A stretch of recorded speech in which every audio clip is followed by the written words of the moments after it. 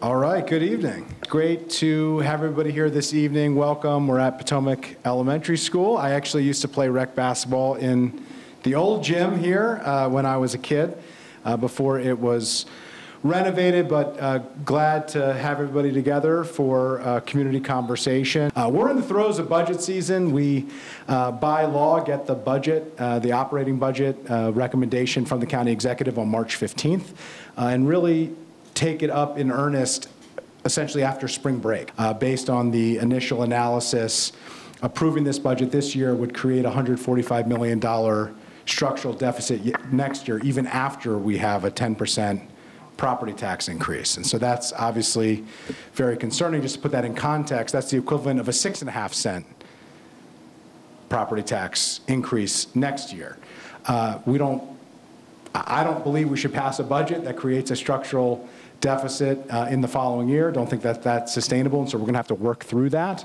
But figuring out, where we land as a body on taking up the 10% property tax increase is going to be tough, and figuring out and making sure that we prioritize, understanding that there are real needs in the schools coming out of COVID in particular. There are real needs in health and human services with public health in particular.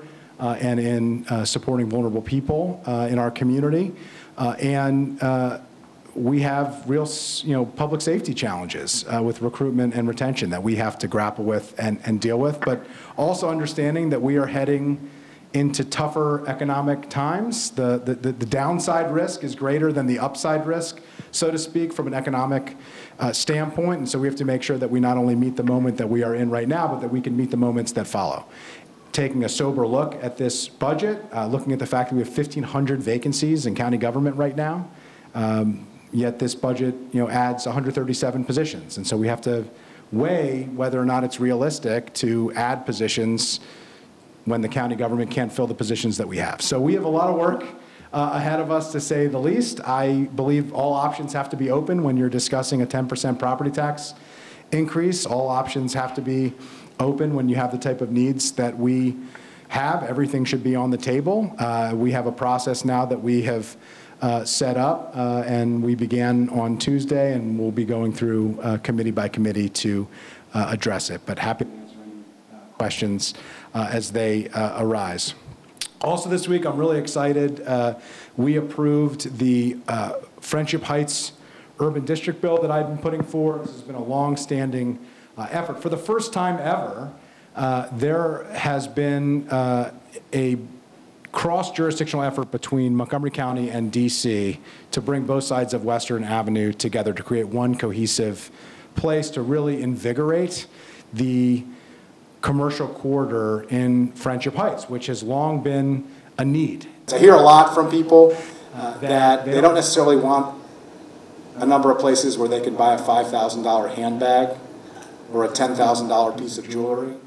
What they really want is a place to go have a cup of coffee with their friend, or to go out on a date night with their significant other, or to go bring their kids to a place where they can play and patronize at a local business. Taking over the new Planning, Housing, and Parks Committee, really focusing on housing. I focus a lot on housing.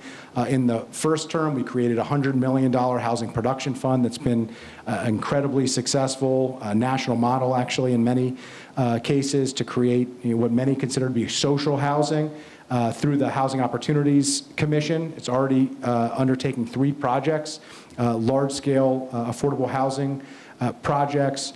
We've provided record funding for what's called the Housing Initiative Fund. We have incentivized housing at our metro sites. We've already seen one project move forward with a groundbreaking at the Grosvenor Strathmore site, Grosvenor Square.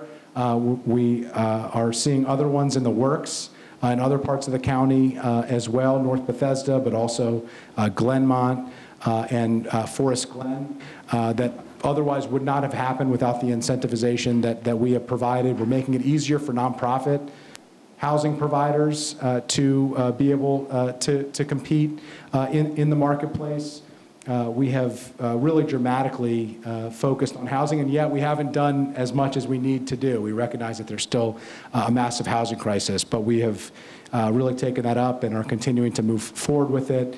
and really excited about how much we've started. We also approved a bill. The first bill that this new council took up was a bill that I sponsored to focus on co-location of housing, and particularly affordable housing, on county-owned sites. I also am continuing to serve on the Government Operations and Fiscal Policy Committee. Certainly this budget has and will continue to make that a busy committee. It's where we take up collective bargaining, it's where we take up taxes, it's where we take up the fiscal policies, all of which are really at the heart of the budget issues that we're going to be taking up. And it's an exciting new council, 6 new council members.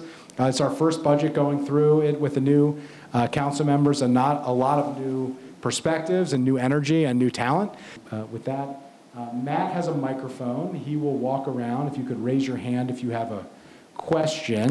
Thank you. I'm Judy Sparrow, and I live on the corner of River and Little Falls, so you know what my question is. I followed pretty closely the Little Falls diet originally, and I still do, and nobody's ever been able to explain to me the real reasoning behind that. I think it's ugly. It's a complete lack of use of a whole half of a highway. It could be dangerous. I drive on it all the time, and I live right there, as I said, on the corner, so I see just how many people really use that closed off portion, and I can report to you very, very, very, very few people do. And you just talked about the Friendship Heights project, where you're going to have people encouraged to go and visit retail and have different kinds of stores and things to visit. And I think that's a great idea. I don't understand how bringing food trucks and things to Little Falls Parkway, which is in the middle of basically 2 very wealthy communities, no real stores in sight, how that would help with that kind of thing. I think the Friendship Heights idea is good. I think the Little Falls Parkway is bad. Anyway, I don't know how far along it is. I don't know whether it's a done deal or what. Appreciate it. So I'll turn the statement into kind of a question to explain to everybody else if they don't know, if that's okay with you. So what she's referring to is Little Falls Parkway. Originally and historically has had 4 lanes of traffic with a median in the middle. And it is bisected by the Capitol Crescent Trail in front of the Bethesda Pool. So for those who are familiar with the area, maybe not quite as familiar as the 2 of you might be, the Parks Department, it's a parkway. It is owned by and run by the parks, not the county, but it is a parkway.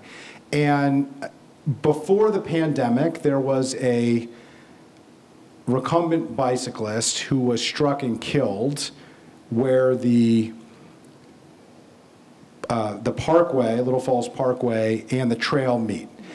In response to that, there was a temporary road diet that was put in place that essentially turned the 4 lanes into 2 lanes, 1 lane in either direction, but on opposite sides of the median. And the crossing was elevated for safety reasons. That, depending on whom you ask, but by most accounts at least as far as I could tell, did not cause significant issues or challenges. And there were, decisions. Some people wanted to have a bridge and return it to 4 lanes. Some people wanted to change the location of the crossing to the intersection. There were lots of different views, but the decision at the time was made, without going into too many details, to keep that temporary condition as a pseudo-permanent condition, basically to say we're going to keep it as 2 lanes on either side with the elevated crossing for safety reasons. The pandemic happened, and the Parks Department, not just at Little Falls Parkway, but at Sligo and Beach Drive, decided to close the parkways as recreational space during the pandemic for extended periods of time. It started as very temporary, it got extended, they were popular, and then the pandemic ended by some measures. Others would say it hasn't. The president just announced that certainly it has, but without getting into a debate on whether or not the pandemic is still here or not, or COVID is still here or not, a decision was made, and there was quite a bit of community concerns about the closed parkway and the cut-through traffic that was happening in several of the neighborhoods, including Kenwood and Somerset, among others.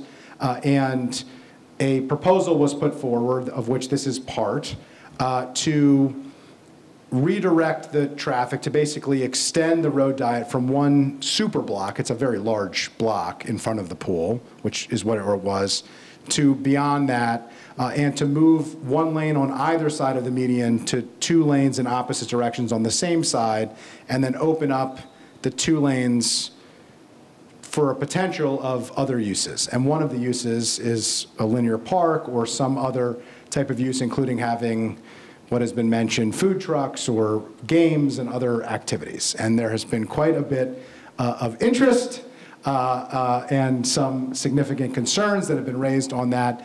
The planning board was scheduled to take that up on Thursday, tomorrow. That has been postponed indefinitely. I don't know when it will come back at this point, but the planning board ultimately will vote on it. There's 2 separate votes, from my understanding. The first vote is on the alignment, this test of whether or not the realignment of the road that you don't find to be particularly aesthetically pleasing and potentially not safe, whether that works and is okay to continue.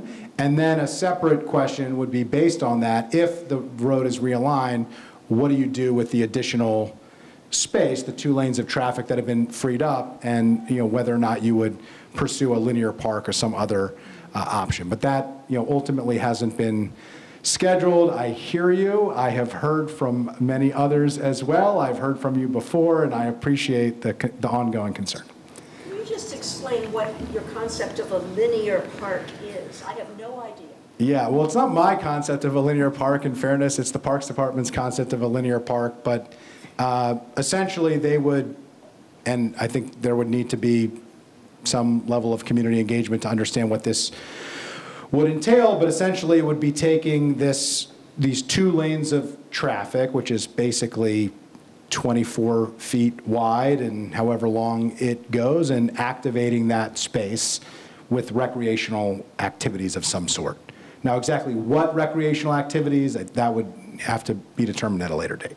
If it is pursued, and the question is, the road realignment has to take place first, and then that decision would have to be made. But it's a good question. Hi, thank you, and welcome to what was once my 1949 elementary school, which I'm very happy to see has been rebuilt.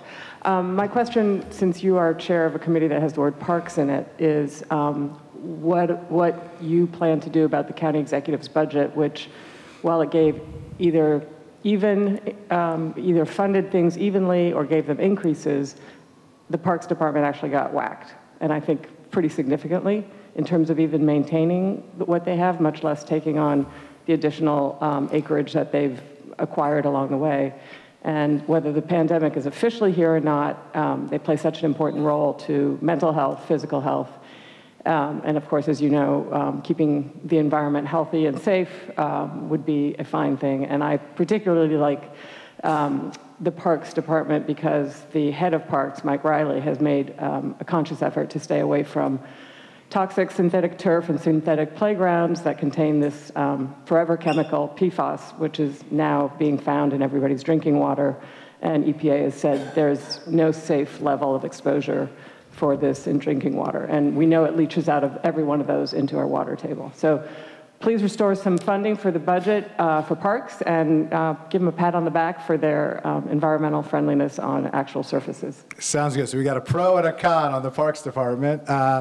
So we got a pro on the Parks Department, but a con on one proposal. We've got a pro on the budget. Okay. I don't want to, so I apologize I was just kind of teasing. But it's a really good point. So first of all, I have led the effort in previous budgets to restore significant cuts to the Parks Department. In my first budget, it was the 2 things, the 2 biggest things that I did were adding significant funding for affordable housing and resetting the baseline for how much money we put into affordable housing every year, which has been the floor since then, and restoring the funding for the Parks Department, which was no small task. It was a lot of money.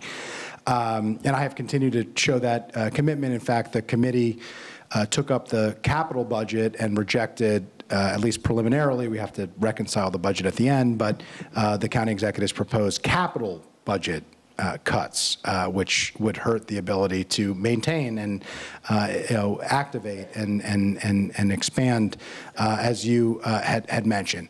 On the operating side, the parks got cut a lot more. Everything else expanded. The parks expansion doesn't even allow to keep up with compensation benefits. It is very concerning to me. It is going to be a challenge. I just want to be honest with everybody. We've got a 10% property tax proposal that's on the table that we need to grapple with.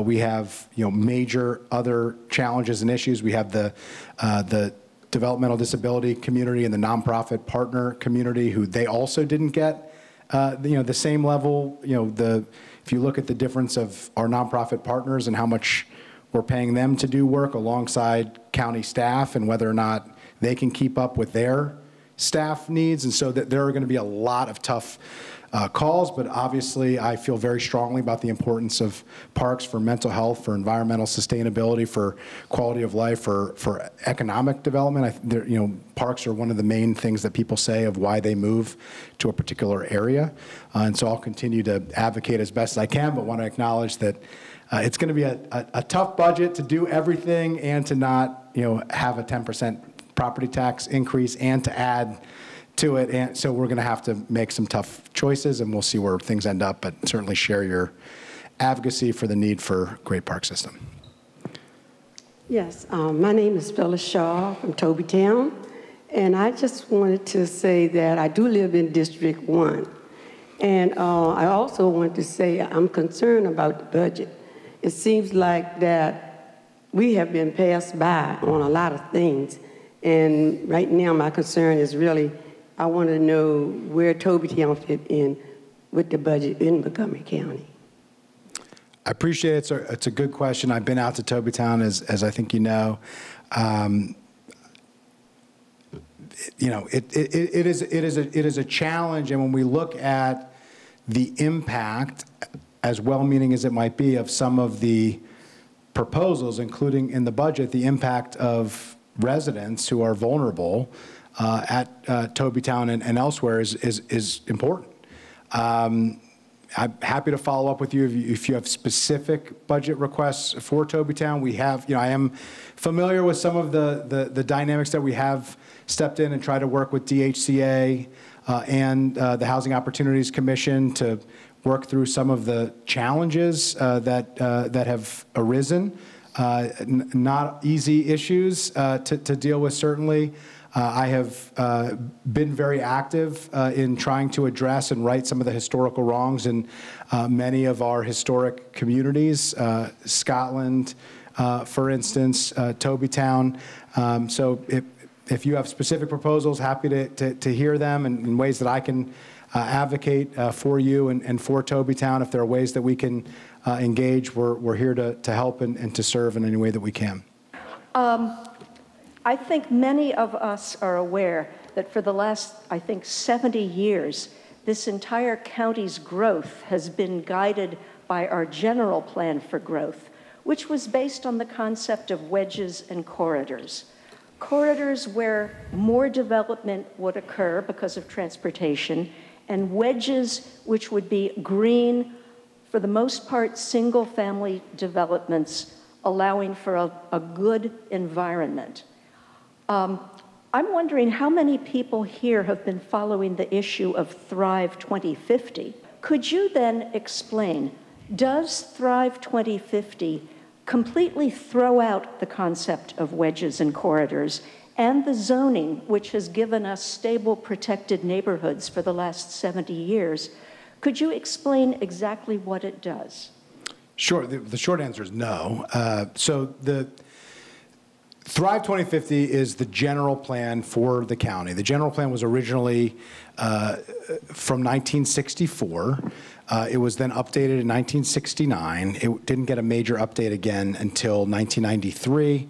And then, ultimately really was the 1964 plan with these two updates that had been in place until we took up the general plan and ultimately approved it last year. The plan really builds off of the Wedges and Corridors plan, which is absolutely still in existence today and is part of the Thrive 2050 plan. What was most controversial within the Thrive 2050 plan was the housing element of it. But in fact, the Thrive 2050 plan really just reinforced the housing element addition to the previous general plan that was approved in 2011, before I even joined the council. The concept was essentially that we want a greater diversity of housing types, meaning not just single-family homes and high-rise apartments and condos, but things in the middle, like townhomes, like duplexes, like garden apartments, things that are, in the middle. And that we want proximity of housing to quality transit. That is the housing element. That has been the policy of the county for the past 12 years. And Thrive essentially builds off that. If you read the Thrive housing chapter, it essentially expands off of that very concept. Similarly, it builds on the Wedges and Corridors and creates transit-oriented corridors. Now, another controversial issue that came up in Thrive was River Road. And I have been beaten up on River Road, and I'll tell you where I came down. We had a transit-oriented plan that was focused on transit-oriented development in transit-oriented corridors. River Road is not planned for high-capacity transit. There's nothing in the plan, in any plan, that does that, and Thrive did not propose new transit. It proposed the growth around the transit that we are planning for already. And so I thought it wasn't appropriate, didn't make sense to have a growth area in a corridor that isn't served by transit on a plan that is supposed to be transit-oriented growth. Strongly support transit-oriented growth and advocated for it. And in fact, I even raised that I live closer to Old Georgetown Road than River Road, and I actually think that's a more appropriate area for a growth corridor because it's connecting two urban cores, North Bethesda and Bethesda, with two metros. And so, to me, that makes more sense. The real big change in Thrive, the biggest change in Thrive, is the reintroduction of the East County corridor. So what had happened in 1993 is we eliminated the 95 corridor. So originally when the 1964 plan came out, there was a view that we were going to have two major growth corridors and then wedges and then an agricultural, what became the agricultural reserve, but an agricultural area. And one went along 95, which is Route 29 for the county, and one went along the Red Line Metro, which is 355. And we kept 355, but in 1993, we eliminated Route 29. And guess what? Not surprisingly, we took it out of our plan. We said we don't want growth here, and guess what happened? We didn't get growth. And what happened with that? We got disinvestment. We had lack of amenities. We have an east-west divide in the county. We have to grapple with these decisions. And so we have Tobytown challenges that we need to face up to of reconciling past decisions that we have made. We also have more recent decisions even that we have made, like in the East County, like in Route 29. So we reintroduced that. Now, the truth is we've been ignoring the general plan for recent years. Basically, the council and the county executive in recent years said, we don't care what the general plan says, we're going to do bus rapid transit on Route 29 because it's important. But that's not a way to plan the county where we say that the general plan it no longer serves our needs. Maybe it didn't serve the needs with that particular decision, which I think was a mistake in 1993, and we're going to ignore it. And so, that's really what it's focused on. It's a plan that focuses on environmental sustainability, economic competitiveness, and equity. Is it perfect? No. Is it a lot better than the plan that we had from 1964 that was slightly updated twice? Absolutely it is. Absolutely it is. Now the question is, how do you implement the vision and the plan? It's a high-level vision. It's not an implementation document, and there are going to be questions. How do you do what we say we want to do? How do you have housing types that are different, that are transit-oriented? What impact does that have on communities? How do we make sure that we make up for and reconcile the decisions that we made in the past that have serious reverberations and ramifications? The isolation of certain communities, like Tobytown, like Scotland, like Kengar. I could go on and on and on, unfortunately. I was at a historic black cemetery that's unmarked on Piney Meeting House just the other day. We have real serious issues in the county that we have to grapple with. Do I think Thrive 2050 solves all of those problems? Absolutely not. Do I think that it helps move us in a better direction? I do. And I'm hoping that we can work together to figure out how to implement it in a way that is equitable, that is environmentally sustainable, and that ensures that we are economically competitive. Thank you for having another one of these events tonight. I want to say thanks for your work on anti-Semitism this year. I think that's been a surprising thing to see in Montgomery County, but appreciate your leadership on that. And also on the budget and the careful look that you're taking on the budget. My question is about the Office of the People's Counsel. And so just for everybody to explain what that is, land use is very complicated. And so the idea, usually in land use, there's some sort of board that has to make a decision, a hearing examiner, the planning board, the Board of Appeals. And so there's like people who come and share their evidence, and then the board has to decide. And the People's Counsel, they're not allowed to take sides, but their role is to make sure that the evidence that's presented for the board is fair and balanced so that the board can make a good decision. But they're not allowed to pick sides in any dispute. They're supposed to represent the general public. And it was, just for a little history, it was first created in 1989. Councilmember Friedson, I'm sure you know, Ike Leggett was the first African-American council member on the Montgomery County Council. He was the sponsor of the legislation that created OPC. And if you fast forward 2008, the Council Office of Legislative Oversight wrote a report, and they said this is great for equity, and actually we should expand the mission, or consider expanding the mission of the OPC. And in 2016, the council took up legislation looking at possibly changing it, and Ike Leggett, again at that point, he was county executive, and he weighed in and he said, this is really important for equity, we should keep it. So that's kind of the context.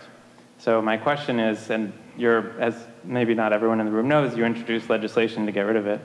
And so my question is, what's the rationale for that? And if you could speak to that. Sure. Well, appreciate the question. Appreciate your comments in the beginning. Appreciate all your advocacy.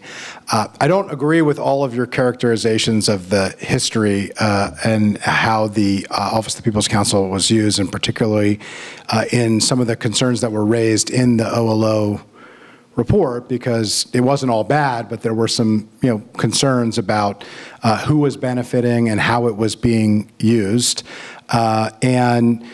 It was eliminated in 2010, and it hasn't been funded ever since. And there is not a whole lot of interest in it being funded or reintroduced. It wasn't brought back as a proposal until last year. Unexpectedly, the county executive, without any conversations, included in the budget.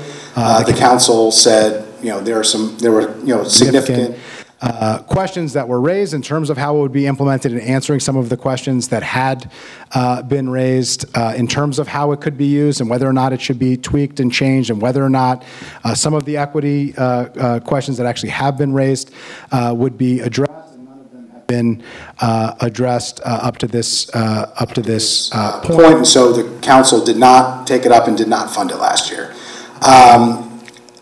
It doesn't seem likely that the council is going to take it up and fund it this year. If other people have other information than I have, I would welcome to hear it. My intention of introducing the bill is that I think it does address the concerns while also serving the goal. And my understanding of the goal is to address what is extremely complicated in land use issues and provide residents and any stakeholder with a resource and a place to go to understand the process, to be equipped with the tools to participate in the process. The Office of People's Counsel does advocate and did advocate, and that was one of the concerns that was raised, and the perception of what is the public interest is a discretionary and subjective thing. And that is the core of the question and the concern. So to address that by not having an advocate who is a lawyer who is, advocating for or against a position supposedly in the public interest, which some may see as in the public interest and some may not, having the objective resource that you referred to is the goal and was the intention. I put it forward to get out of an annual tradition, as I suspect we are going to get into, of this county executive proposing something, no conversations with anybody being had, no answers to any of the questions coming forward, and to the council saying, you didn't answer our questions, we didn't hear anything from you, we're going to reject it again, and getting out of a vicious cycle of, the county executive said this, the council responded with that, and we end up in the same place that where we've been in for more than a decade. I can't remember, you can remember when this took place, but a year ago, a year and a half ago, or was it 2 years ago, that the county council supported building a new Chevy Chase library with affordable housing above it. And at first, the county executive was opposed to that, and then, he said he would look into it. Okay, what's happened? It's a great question. I, in a very animated way, discussed it yesterday in a public session, and in a more subdued way, subsequently discussed it in a private meeting on another unrelated, well, somewhat related topic, but on another co-location site. I have been very invested in co-location of housing on public land. I think it absolutely has to be part of our affordable housing strategy. We cannot solve this problem without the county government stepping up with our own resources. Chevy Chase Library, the county executive, based on budget conversations last year, was supposed to come to us in the fall with a plan. That didn't happen. That got kicked to recently. The executive branch came before the Education and Culture Committee and ultimately then to the county council yesterday. What they're saying now is they're going to delay the Chevy Chase Library by 2 years, unrelated to housing, although, I'll leave it to others to decide whether it's related or not, and based on budget constraints, and they're going to come back to the council in the summer with a plan.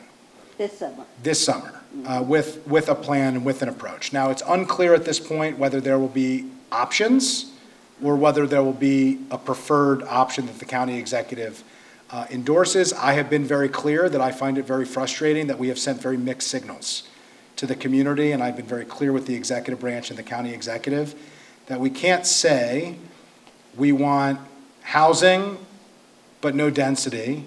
We want only affordable subsidized housing, but it has to also subsidize the cost of the library. We want as much housing as we possibly can, but we can't have it be too tall. I'd also like a lot of things, but we can't always have, what we want. We have to live in the world of reality. And I just made an emphatic case, regardless of where anybody is, we just got to level with people and say, here's what the plan is. There's, at least one colleague who says, listen, if housing doesn't work, let's do childcare. Let's look at that. We actually have a legal responsibility. We have to look at childcare as well as housing. Okay, I would like housing, but let's see a plan. Let's see a proposal. Let's make the case for why housing won't work and childcare will. I'm skeptical childcare is better than housing on this particular site, but we'll see. I'd like to see it. So it's a very timely and important question. I literally just raised it publicly yesterday. I appreciate your advocacy for it, but I think it's important. We're always going to have these questions and these challenges, and ultimately we have to make decisions on co-location of public sites. Affordable housing doesn't just happen. And just providing the land, as you know, Lucy, as somebody who's been involved in these issues for many, many, many years, we subsidize it. That's how it works. We pay county dollars, and there are federal dollars, and there's state dollars, and that's how the deals get made. Other than that, it's non-subsidized housing. It's just called housing at that point. There's nothing wrong with that either, but we have to figure out what we want to do. We have to be honest and serious about it, and then we need to just do it. So back to the question about the Office of People's Counsel. So I understand what you're saying about budget, of course, and about the role and the ability to be independent but still be useful. If you're too independent, you're useless. But I don't see how OPC would be any different from the role of an attorney general. You pick the cases you're going to take. You get a flood of people saying, this is outrageous, I want you to sue, or I want you to take care of this, or I need help, or make this, fix this, whatever it is. And I understand the Attorney General's office is a little bigger and better funded, but it seems to me an advocate for the public. The Attorney General doesn't sue the state. It sues on behalf of the state. And so the difference, I understand what you're saying, but the role of the Attorney General is to give opinions on legal matters and to serve as the attorney on behalf of the state. So addresses disputes within state government and then sues, like when we sued the Trump administration, or if we sue on contraceptive decisions, let's say, or some other decision, the Attorney General would file that lawsuit, or the Attorney General and the Office of the Attorney General would file that lawsuit on behalf of the state. If the state gets sued, the Attorney General would represent the state on those matters. The way that the Office of the People's Counsel is set up is essentially in a proceeding that is, the county is determining and adjudicating, either at the planning board or hearing examiner, or wherever the case may be. The attorney, like in that case, the government would be taking a side in a proceeding of the government. And so that, like, if I'm your lawyer, I'm on your side. Like that's literally, that's your legal responsibility as a lawyer. I guess the question is it possible, and I don't know what your compromise is, but I have been hearing a lot of buzz about OPC and what we're saying is it doesn't need to be a lawyer. So like, you don't need to have a lawyer who advocates. Sorry, go ahead. Sorry, I guess my point is it doesn't have to be a lawyer who advocates. It needs to be somebody who can be a resource to people who are in a community and find out X is happening nearby, and they don't even know what a planning board is. They don't know that there is a hearing examiner. And so, if that office can get a high enough profile, people will start That is the idea. That's the purpose. That's the purpose. The purpose is to be one place as a clearinghouse, provide information so people understand the process. What are your rights? What can you do? How does the process work? But that person wouldn't be filing a petition on your behalf. They wouldn't be going to the hearing examiner. They wouldn't be preparing documents on your behalf. They wouldn't be, providing legal advice on the case that you should be making against your neighbor, or the case that you should be making against an affordable housing development in your neighborhood, for instance, or a subdivision, or whatever the case may be. That's the difference. The idea is to be a resource, is to be objective, is to be independent, is to do that part of what you are requesting. The difference would be it wouldn't be a lawyer who is an advocate that is making a determination of what is the public interest. Because the concern is having one person make the decision of what is the public interest. That's a very complicated question of what is the public interest in an issue. As a county council member, I can tell you people have very differing views of what they perceive to be the broad public interest from their parochial point of view. I'm not saying they're wrong, because I actually don't think people are wrong in this sense. Their truth is their truth. But making that decision is a very subjective and very difficult decision. And truth is the public interest is probably somewhere in between the parties, almost always, right? I mean, everybody is looking out for their, own interests, understandably, and, it's hard to figure out exactly where it's very seldom that one person is right 100% and one person is wrong 100%, right? So, but that's the thinking. I thought the OPC is not, let's say there's party A versus party B. They're not allowed to take sides. And that was one thing people said they were frustrated. I wish they would take my side, but they were not allowed to take sides. So they would just provide information to make sure that the record, they would show up as like a third, let's say there's person A versus person B. OPC is like person C who shows up and says, here's some more information to put on the record. But they're not actually allowed to represent someone or take a side. Am I understanding that wrong? Yeah, so there are differences of opinion of how or whether or not that's, sides have been taken and what it means to take a side and in what instances. So there are a lot of different cases that we're talking about. Some are what you're talking about of the neighbor versus the neighbor, where your fence line is. I could, as a neighbor, someone could have to go before the hearing examiner to get it, a special exception to something on their property. And my neighbor could say, well, wait a minute, I don't think that they're following the rules, or they have to notify me and I have the right to petition, and I petition and the hearing examiner determines it. In that case, I think you're right.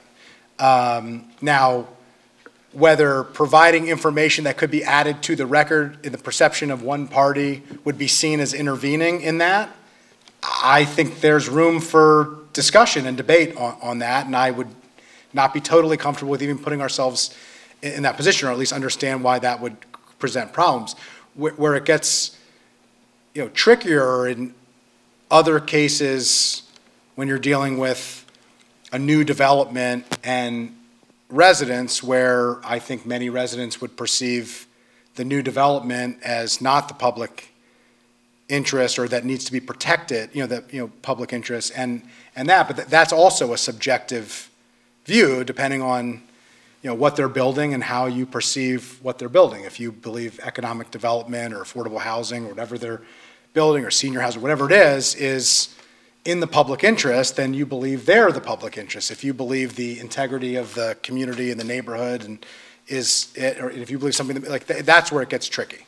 Master plans. My recollection is that the council approved the new Potomac master plan back in 2000. And I think many of us are quite happy with the existing master plan. My question is, how do master plans and the zoning that are incorporated within them jive with the goals of Thrive 2050? What takes precedent? I thought you were going to ask me, Andrew, where were you in 2000 when the Potomac master plan was approved by the county council? And I would tell you, I think I was in my freshman year at Churchill. But, okay, so I think I was still playing rec basketball down the hall, though, in fairness. So this was a concern that was raised. There was planning staff language in the planning staff draft that went to the planning board that included in language about the role of master plans and functional master plans in planning. It was removed at the planning board. We did not add it back in, although we did discuss it during the committee discussion. And actually, I advocated, and we did add it back in at final passage of Thrive. So in the many discussions and deliberations that we had and the many changes that we made, we actually did add back in language about the implementation of the plan and the role of master plans and functional plans in that. So how does it jive? I think it jives well. There is a general plan, and then there are master plans under law. In a confusing way, the general plan is a master plan, but it's different than master plans in the sense that it is aspirational and policy oriented, and master plans are implementation and much more specific. But I think it does jive, and I will say that we added that language back in. I heard that loud and clear, and I did advocate to include that in the final document that we ultimately approved. Hi, Andrew. As you know, the library is opening on Saturday, which is a really good thing. But sadly, there will be no book sales at the library because, as you know, the local chapter of the Friends has been forcibly shut down. And, you know, the Friends did a lot of popular things. They funded the award-winning garden. They won an award from the Chamber of Commerce. And, you know, the book sales at the library were often voted the most popular thing at the library. So I've talked to you about this before and you've heard about it.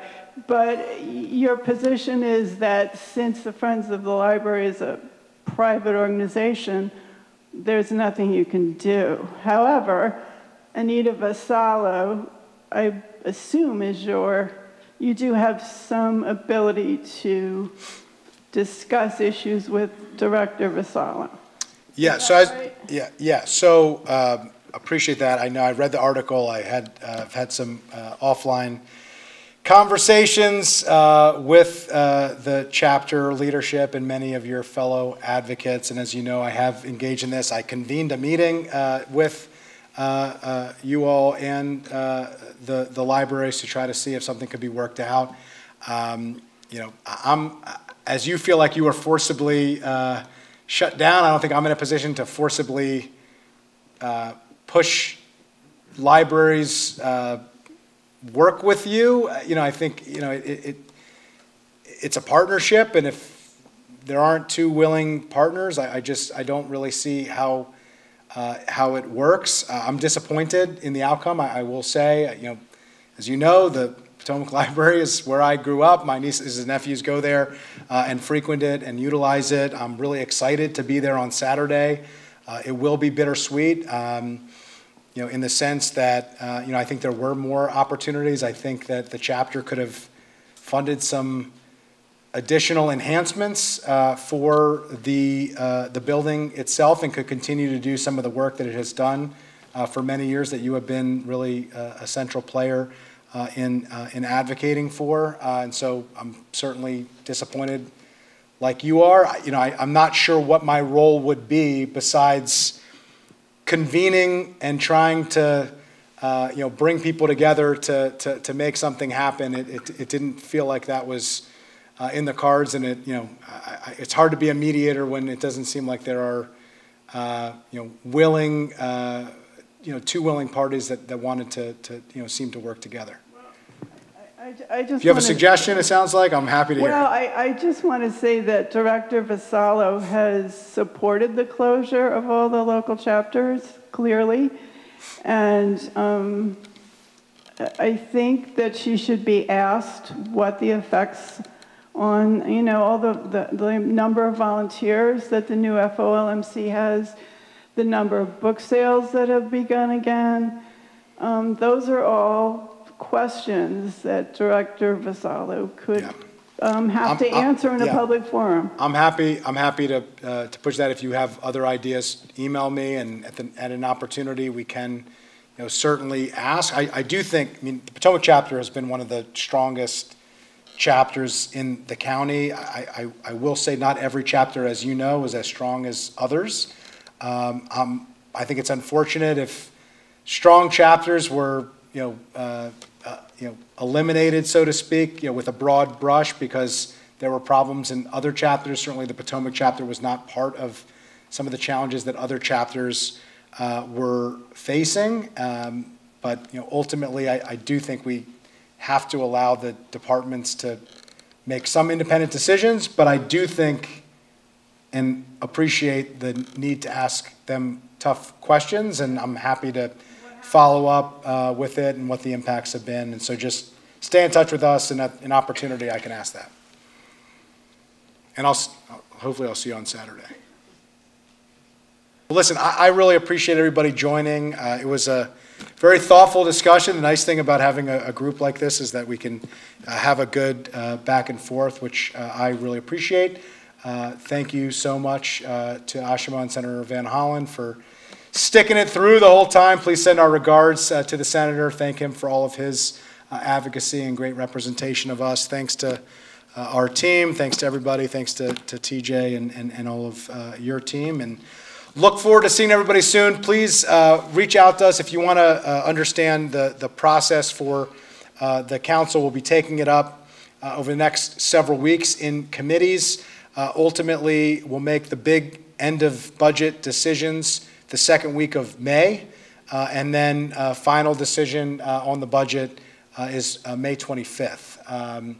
And so we'll take our final vote. Generally what happens is we take a straw vote the week before on May 18th, and then we ultimately then, there's a week that all the budget resolutions get put together, and then we take the final vote on the 25th. So as you noted, there are concerns. I share concerns. This is going to be a challenging budget. There are some big decisions, major needs, but we're asking residents to be filling those needs in a significant way, and we need to be really serious about what those are and what the long-term and even near-term implications of those decisions are going to be on our community and our county and our residents that are struggling too and are having issues and challenges too and are facing an economy that's not getting better. It's going to head into some tailwinds, and I think we all need to be able to make sure we got the umbrellas and the raincoats and everything that we need to weather the storm. So thank you so much for joining. Really appreciate it, and look forward to seeing you soon. Thank you.